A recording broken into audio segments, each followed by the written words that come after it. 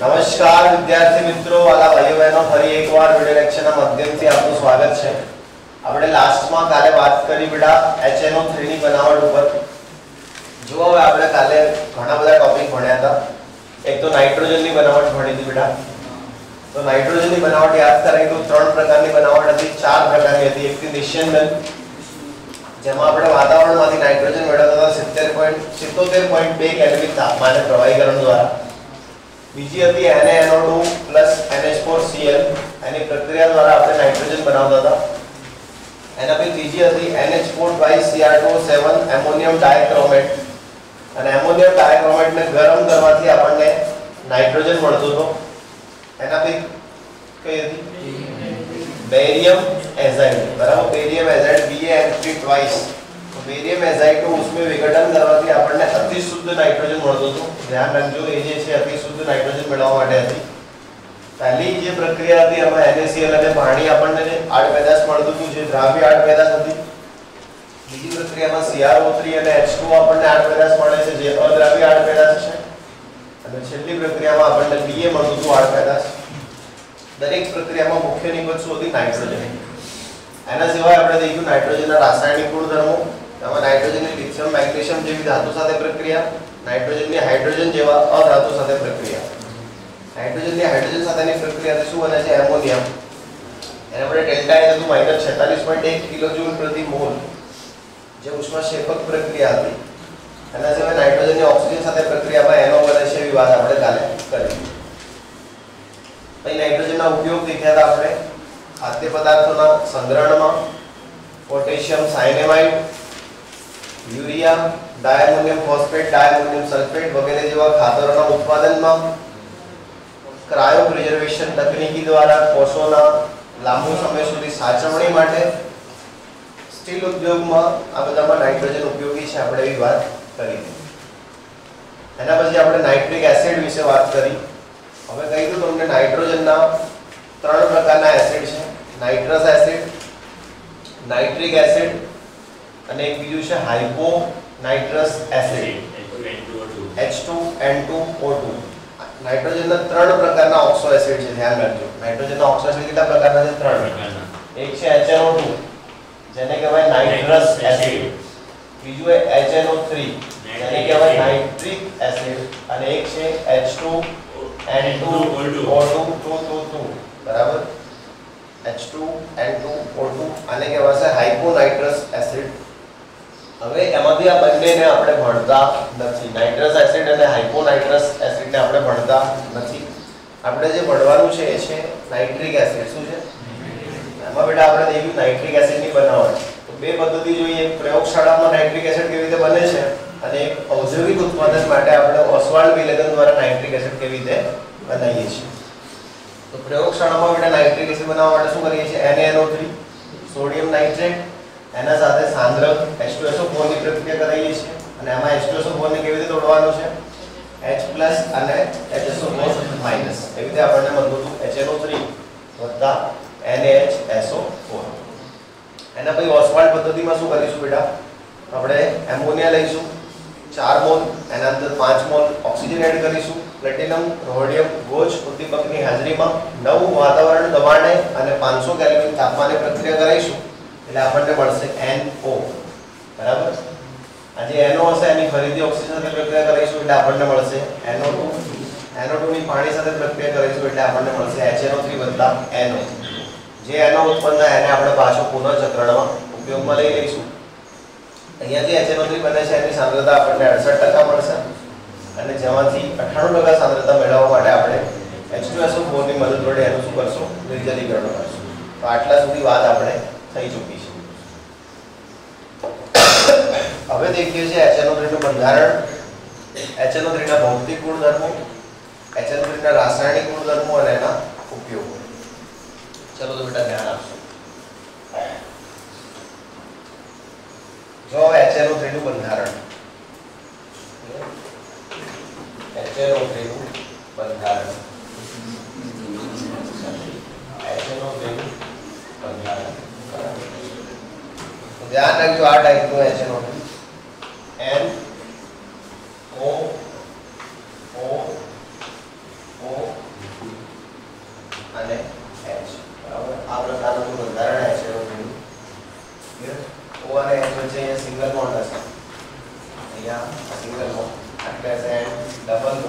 અહીંયા બનશે સિંગલ 11મા વળાંક અહીં શીખવેલું છે કે કેવી રીતે બંધારણ દોરી શકાય. તો સૌથી પહેલું માળખું બનાવવાનું. શું બનાવવાનું? માળખું. આપણે માળખું બનાવી ગયા ઓ એના પછી જે બી એક H હોય એ આપણે અહીંયા દોરતા હોઈએ છીએ કેમ કે HNO3 એ શું એક ઓક્સો એસિડ છે. શું છે? Oxo acid. એને એક સવર્ગ બંધ બતાવ્યો છે એટલે એવું કર્યું છે. બરાબર. તમે આવી રીતે આનું HNO3 શું બનાવી શકો? સ્ટ્રક્ચર બનાવી શકો. હવે આ સ્ટ્રક્ચર પૂરું કરવાનું છે. શું કરવાનું છે? આ સ્ટ્રક્ચર એટલે 2 ઇલેક્ટ્રોન 4 6 અને 8. અહીંયા 2 ને 2 4 6 અને 8. અહીંયા 2 4 6 8 એટલે 2 4 6 અને 8 અને હાઇડ્રોજનની જેમ જેવું છે. તો આ પ્રકારનું HNO3 બંધારણ આ બંધારણને આપણે સમતલીય બંધારણ કહીએ છીએ જેમાં નાઇટ્રોજનનું સંકરણ sp2 હોય છે. બરાબર. અને આ બંધારણને આપણે શું કહીએ છીએ? સમતલીય બંધારણ. કેમ sp2 સંકરણ? કેમ કે એના આજુબાજુ 3 સિગ્મા બંધો છે. કેટલા સિગ્મા? 3. એટલે એનું સંકરણ કયું છે? sp2 છે. બરાબર. ચોપડીમાં તમને અહીંયા સિંગલ બોન્ડ દોરીને આપ્યો છે પણ એ સવર્ગ બંધ દર્શાવવાનો પ્રયત્ન કર્યો છે એને. બરાબર. એટલે તમને રિયલમાં આવું દોરી શકો ડબલ બોન્ડ વાળું. સિંગલ બોન્ડ દર્શાવતો તો કોઈ વાંધો નથી. અહીંયા જે ખૂણો છે બરાબર કેટલો આપ્યો છે ખૂણો? 102 ડિગ્રીનો ખૂણો આપ્યો છે અહીંયા. બરાબર. ચલો આટલે ખૂણો આપ્યો છે કેટલો છે? 130 ડિગ્રીનો ખૂણો આપ્યો છે. ચલો એના સિવાય અહીંયા કોઈ ખૂણો આપ્યો છે? ઓકે નથી. તો 130 અને 102 નો ખૂણો છે. આ જે OS બંધ લંબાઈ છે કેટલી છે? 96 મિલીમીટર છે. ચલો અહીંયા ON બંધ લંબાઈ કેટલી છે? 140.6 મિલીમીટર છે. અહીંયા એર અને ઓક્સિજનની બંધ લંબાઈ 121 અને બીજી એર અને ઓની બંધ લંબાઈ ઓકે તો એની પણ 121 છે કેમ કે સંસ્પંદન થતું રહે છે. થતું રહે સંસ્પંદન. આ બંધ અહીંયા આ બંધ અહીંયા આ બંધ અહીંયા આ બંધ અહીંયા સંસ્પંદન સતત થતું રહે છે એટલે એ લોકોએ ડબલ બોન્ડ દોર્યો નથી. એમને કે ભાઈ અહીંયા દોરવું કે આ બાજુ દોરવું એવું. તો આ હે HNO3 નું બંધારણ. અમને એવું લાગે કે જાણે અનુમાન પૂરતા હોય. બરાબર. દેખો આ है कि नहीं? ये टाइप નું સ્ટ્રક્ચર है HNO3. બરાબર. HNO3 ને આપણે અનુમાન કહીએ છીએ. જો ઓક્સિજન જોઈન્ટ ની ઠીક લાગશે કે નાઇટ્રોજન ની બેલેન્સ 1 2 3 4 ચાર તો હોઈ શકે નાઇટ્રોજન. એટલે સિગ્વિક મુજબ 4 બંધો નાઇટ્રોજન બનાવી શકે. તો ધ્યાન રાખજો આ है HNO3. હવે ધ્યાન રાખજો HNO3 ના ભૌતિક ગુણધર્મો વિશે વાત કરી દઈએ બેટા થોડી. ચલો अंदर अंदर आवाज ना करशो. चलो तो HNO3 એ તેલ જેવું પ્રવાહી છે. તૈલી પ્રવાહી છે. કેવું પ્રવાહી છે? તૈલી પ્રવાહી છે. બરાબર. HNO3 એ તૈલી પ્રવાહી છે. બરાબર. એના પછી HNO3 એ એસિડ છે. બરાબર. અને ચામડી માટે દાહક હોઈ શકે. કોના માટે? ચામડી માટે. બરાબર. તો ચામડી માટે दाहक एसिड છે. ધ્યાન રાખજો HNO3 તૈલી પ્રવાહી છે. ચામડી માટે દાહક એસિડ છે. HNO3 પાણીમાં સુદ્રાવ્ય છે. HNO3 પાણીમાં સુદ્રાવ્ય છે. ધ્યાન રાખજો. હે હા. અને પછી આજે થોડું કહું કે ભાઈ તૈલી પ્રવાહી છે એના પછી પાણીમાં સુદ્રાવ્ય છે. બરાબર. ચામડી માટે દાહક હોઈ શકે. પાણીમાં HNO3 કોઈ સુદ્રાવ્ય ધારો કે તમે HNO3 ને પાણીમાં નાખશો બેટા HNO3 ને આપણે કેમાં નાખીએ? પાણીમાં. તો HNO3 શું એસિડ છે અને પાણીને સમજશે બેઝ. તો પોતે એસિડ એટલે H+ નું શું કરશે? દાન કરશે ક્લોરીન-બ્રોસ્ટેટના નિયમ મુજબ. એટલે HNO3 આને H+ આપશે તો શું બનાવશે? H3O+ NO3-. તમને સંયુક્ત એસિડ બેઝ પણ શોધતા આવડી જશે આમાંથી. બરાબર. ચલો એના સિવાય HNO3 જે છે એની ઘનતાની વાત કરીએ તો એની ઘનતા 1. કેટલી છે? 1.504. બરાબર. HNO3 ની જે ઘનતા છે એ 1.504 ગ્રામ પ્રતિ મિલી અથવા તમારી બુકમાં કદાચ ગ્રામ પ્રતિ સેન્ટીમીટર ક્યુબ એવું પણ લખેલું હોઈ શકે. બરાબર. તો ધ્યાન રાખજો HNO3 ની જે ઘનતા છે 1.504 ગ્રામ પ્રતિ મિલી અથવા 1.504 ગ્રામ પ્રતિ સેન્ટીમીટર ક્યુબ છે, બરાબર. તો HNO તરીકે શું છે? ઘનતા છે. આટલું એનું ઘનત્વ હોઈ શકે. બીજી વાત કરીએ બેટા HNO ના ઉત્કલન બિંદુની, તો કેટલું છે? 355.6. HNO જે ઉત્કલન બિંદુ છે 355.6 કેલ્વિન છે અને એનું ગલન બિંદુ 231.4 કેલ્વિન છે. ધ્યાન રાખશો, આપણે લખવાનું રહેશે બેટા કે HNO નું ઉત્કલન બિંદુ ઓકે, તો એનું એક છે ને, ઓકે સોરી, ઠાર બિંદુ એટલે એને ઘન બનાવવા માટેનું બિંદુ છે. આનું જે ઠાર બિંદુ છે એ છે 231.4 કેલ્વિન અને એનું જે ઉત્કલન બિંદુ છે એ છે 355.6 કેલ્વિન. તો આટલું આપણે HNO3 માટે યાદ રાખવાનું રહેશે. જેવી રીતે કાલે નાઇટ્રોજનમાં જોયું હતું ને, તો ભાઈ નાઇટ્રોજન રંગહીન, ગંધહીન, સ્વાદહીન છે. નાઇટ્રોજનની દ્રાવ્યતા 100 ml માં 23.2 ml જેટલી હતી. નાઇટ્રોજનનું ઉત્કલન બિંદુ 77.2 કેલ્વિન હતું. નાઇટ્રોજનના બે સમસ્થાનિકો હતા, નાઇટ્રોજન 14 અને નાઇટ્રોજન 15. નાઇટ્રોજન પાણીમાં અદ્રાવ્ય અથવા એટલે અદ્રાવ્યતા ઓછી હતી 100 ml માં 22.3. તો એ નાઇટ્રોજનના ભૌતિક ગુણધર્મો હતા. આ છે HNO3 ના ભૌતિક ગુણધર્મો. એવો ભૌતિક ગુણધર્મોમાં કઈ વાત કરવાની, તો રંગ કેવો લાગે છે? તેલ જેવો છે, બરાબર. એના પછી ચામડી માટે દાગ છે કે નહીં, પછી પાણીમાં કેવો છે, ઘનતા કેટલી છે, ઉત્કલન બિંદુ કેટલું છે, ઠાર બિંદુ કેટલું છે, બંધારણ કેવું છે, આ બધી વાત તમે HNO3 ના ભૌતિક ગુણધર્મોમાં કરી શકો. આવડી જશે. ચલો હવે જોઈએ છે HNO3 ની રાસાયણિક પ્રક્રિયાઓ. શું જોઈએ છે? HNO3 ની રાસાયણિક પ્રક્રિયાઓ અથવા HNO3 ના રાસાયણિક ગુણધર્મો. ચલો નિકાળ દો. આ નિકાળ દો.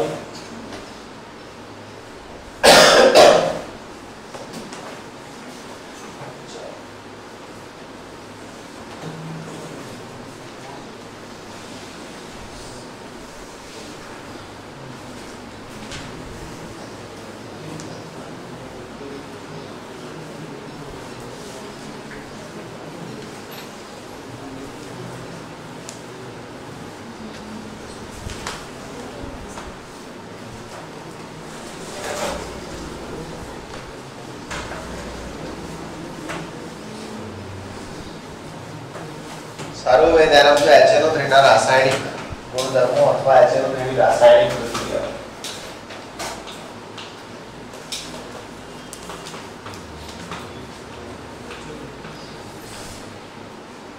ચલો બેટા, HNO3 ની રાસાયણિક પ્રક્રિયાઓ માટે તમને સ્કીમ કહું યાદ રાખજો, બરાબર. આ રીતે યાદ રાખવાનું છે. જાનું યાદ રાખવાનું. જાનું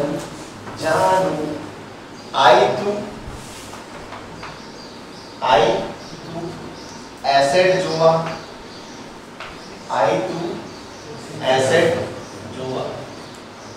પ્રભાતે 4 વાગે.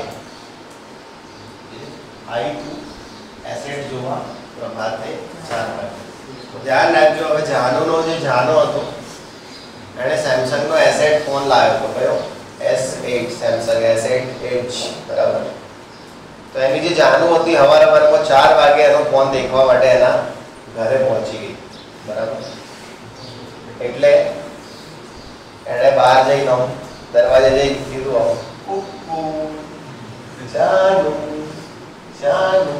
આઈ તું એસિડ જોવા મતલબ સી પ્રભાતે 4 વાગે. એટલે પેલી કે હવે મારા અડમોન હું આવી ગઈ છું. શું કીધું એને? હા, મારા અડમોન હું આવી ગઈ છું. એટલે HNO3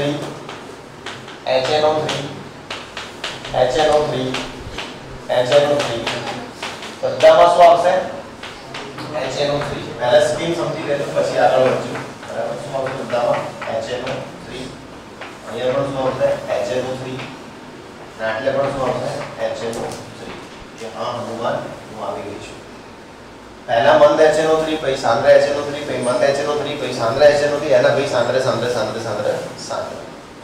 मतलब આજે છે એ મંદ છે, આજે છે એ સાંદ્ર છે, આજે છે એ મંદ છે અને આજે છે એ સાંદ્ર છે. એના ભાઈનો સાંદ્ર છે. કેવું છે? સાંદ્ર. એના ભાઈનો વસ્તુ કેવું છે? સાંદ્ર. ધ્યાન રાખજો.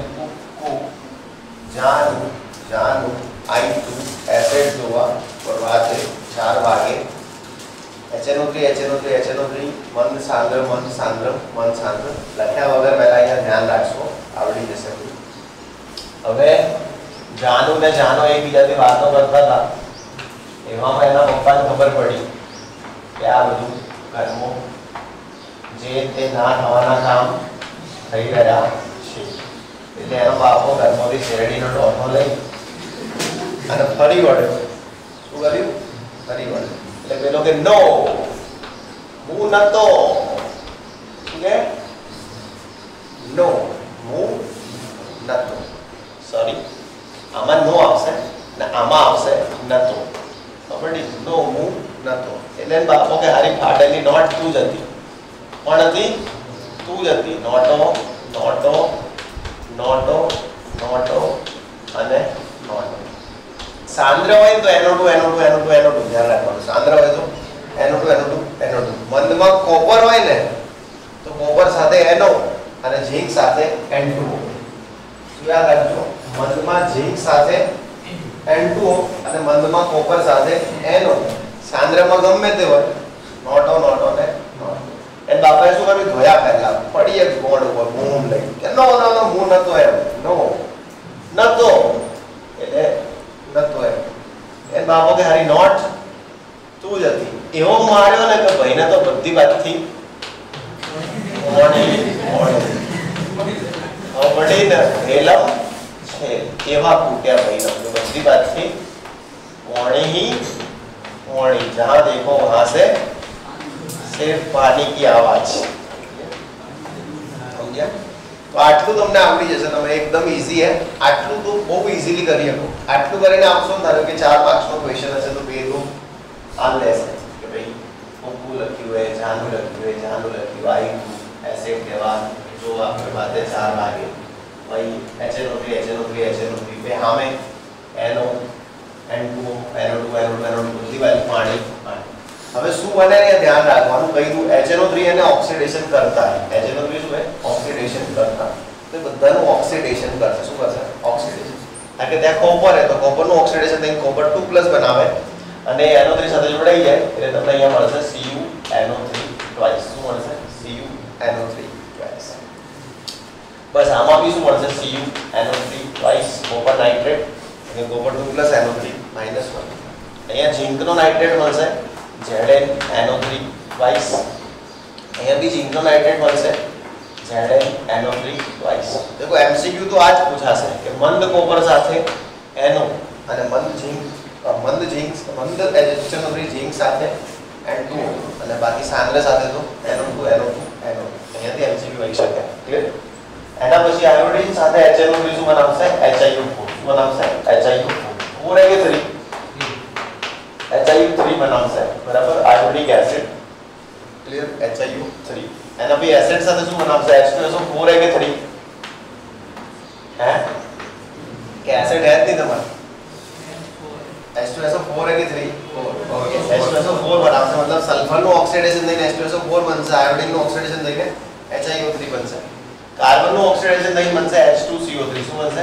H2CO3. H2CO3 આપ્યું કે CO2 + H2 આપ્યું. ઓકે. H2CO3 ના લખવું હોય કેમ કે H2CO3 એ CO2 વત્તા H2O ના જોડાવાથી બનતો હોય. તે તમારે H2CO3 ના લખવું હોય તમે શું લખી શકો? CO2 + H2O. શું લખી શકો? CO2 + H2O. પણ H2O ઓલરેડી આપણે નીકાળેલા એટલે શું લખીશું? CO2. કેમ કે H2O તો આપણે પડ્યા છે ને આપણા પાસે. તો લખીશું CO2. ઓકે. ચલો. એના પછી P4 નું ઓક્સિડેશન થઈને શું બનાવ્યું? H3PO4. P4 નું ઓક્સિડેશન થઈને શું બનાવ્યું? H3PO4. ક્લિયર? સમજ્યા? હવે વાત છે સંતુલનની. કોની વાત છે? સંતુલન. સંતુલન માટે હવે આંકડા યાદ રાખી દેવાના. ચલો આના આગળ કેટલું છે? 4 3 કોપર આગળ કેટલા? 3 HNO3 આગળ હે 8. ઓકે 38. ભાઈ કોપર આગળ કઈ નહીં. ઓકે એચ કેટલા આગળ 4. ઓકે 38 / 34 38 / 14 38 / 14. ઓકે એના બી જીન આગળ 4 પછી એચ કેટલી આગળ 410. ઓકે 38 14 410. ઓકે એના ભાઈ પાછું 1 ને 4 ઓકે પાછી 14 બરાબર. એન ને આવડી આગળ 1. ઓકે આના આગળ 10 110. ચલો એના ભાઈ 1 પાછું 14 જેવો 14 કઈનો કરે એન ભાઈ 148 1 ને અહીંયા 48 એના ભાઈ હે બેટા S8 માં 48 है. ઓકે તમે જોઈ લેજો S8 વાળામાં S8 વાળું લાઇન ના જોતા પાછું આપણે આજુબાજુ લખ્યું. ચલો એન ભાઈ 4 અહીંયા 4 है હવે P વાળામાં 20 બરાબર. ઓકે 14 ને ભાઈ શું है 20. ઓકે એન ભાઈ કશું આને P ના આગળ 1. જો હવે શું યાદ રાખજો 38 પછી 14 એના પછી 410 પછી પાઉ 14 બરાબર. એના પછી 110 બરાબર. એના પછી 148 બરાબર. એના પછી 14 એના પછી 120. આ યાદ રાખી દેજો તો તમને સંતુલનમાં ફાયદો પડશે. નહીં તો પેપર 3 કલાકનું હશે ને 2.5 કલાક ખાલી આ પ્રક્રિયાનું સંતુલન જ રહેશે. સમજ્યા કે નહીં? 2.5 કલાક ખાલી એકલી પ્રક્રિયાનું સંતુલન કરવામાં જતી રહેશે. આ ભાગ સંતુલિત થઈ જશે તો પેલો ભાગ તો છઠ્ઠા સંતુલિત થઈ જશે. ક્લિયર? એટલે આ કોપી મારજો 38 14 410 14 110 148 14 120 38 14 410 14 110 148 14 120.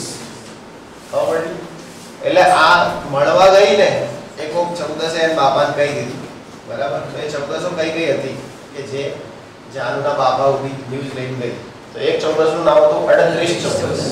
બીજી હતી 410 14. ક્લિયર? પછી 110 148 14 120 બરાબર. જે રીતે મસાલા નામ આવે એ રીતે 14 ના નામ આવે. 38 14 410 14 110 148 14 અને 120. હવે આન્સર શું થશે સમજો. તમે ધારો કે અહીંયા 38 લખી દીધું એટલે કોપર કેટલા 3 અને HNO કેટલા 8. તમને ખબર પડી કોપર 3 એન મતલબ અહીંયા તમારે કોપરના આગળ ગભરાયા વગર શું મૂકી દેવાનું 3. હવે કોપર તમે 3 મૂક્યા એટલે નાઇટ્રોજન કેટલા થઈ ગયા 3 અહીંયા 2 એટલે 3 2 6 અને 6 તરી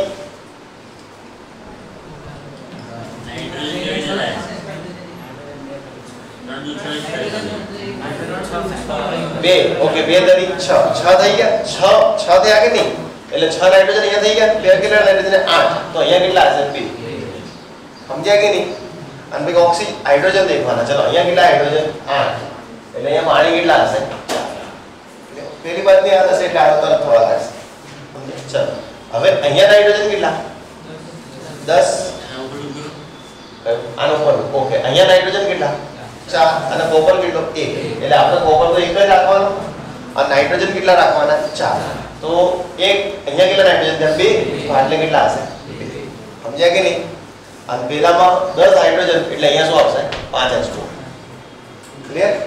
કોઈ બી તમે કરવો હોય તો કરી લો.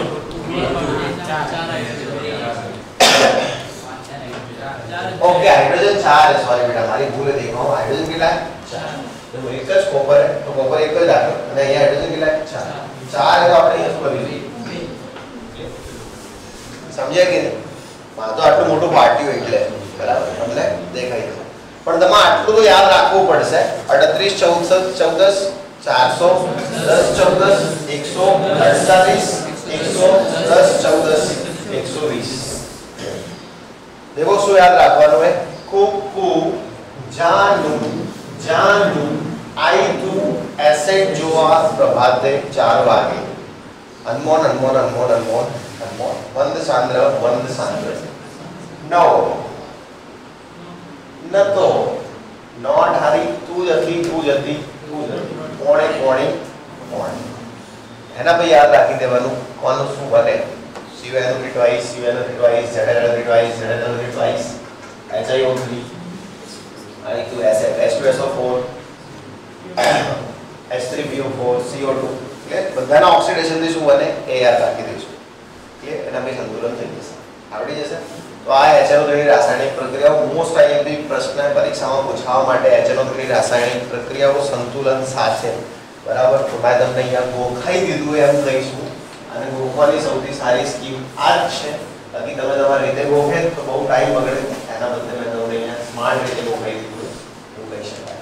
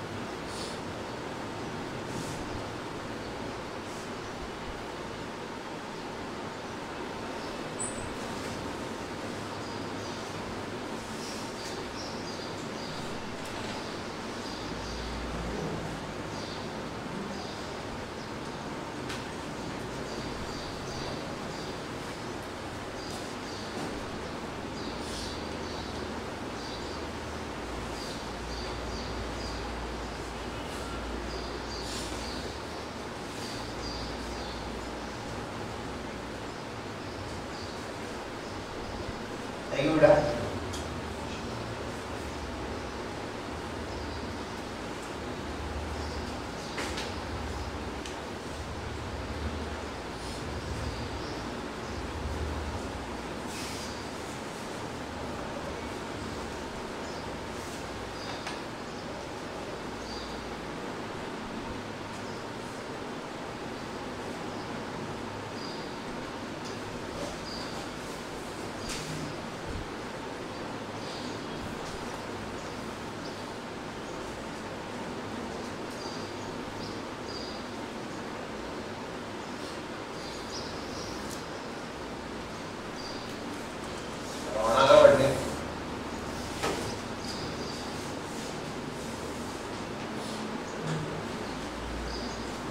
हिसाब करवाना महीना में जरूरी है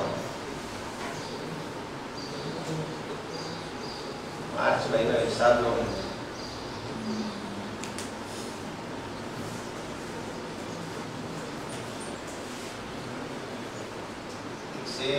छो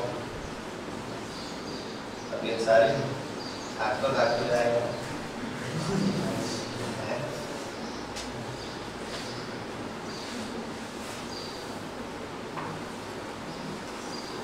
अच्छा माटा मोटा है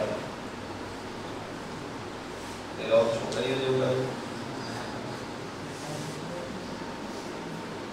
सही हो चलो आवड़ी जैसे रासायनिक प्रक्रिया HNO3 બીજું તમને કહી દઉં કે દેખો કોપર અને ઝિંક જેવી ધાતુ સાથે HNO3 પ્રક્રિયા કરે છે કોના સાથે કોપર અને ઝિંક સાથે પણ અમુક એવી ધાતુઓ છે કે જેના સાથે HNO3 ને આપણે પ્રક્રિયા કરાવીએ તો HNO3 ના પાડે કે હું બ્રહ્મચારી છું આવી ધાતુઓ સાથે પ્રક્રિયા કરીશ નહીં તો ધ્યાન રાખજો એલ્યુમિનિયમ અને ક્રોમિયમ જેવી ધાતુ સાથે એલ્યુમિનિયમ અને ક્રોમિયમ જેવી ધાતુ સાથે HNO3 એ પહેલા શરૂઆતમાં પ્રક્રિયા કરી દે કરો એલ્યુમિનિયમ અને ક્રોમિયમ જેવી ધાતુ સાથે HNO3 એ શરૂઆતમાં પ્રક્રિયા કરે ખરો પણ એમને આની પ્રક્રિયાથી શું થાય કે આમના ઓક્સાઇડ બની જાય, એલ્યુમિનિયમનો ઓક્સાઇડ Al2O3 અને ક્રોમિયમનો ઓક્સાઇડ Cr2O3 બની જાય.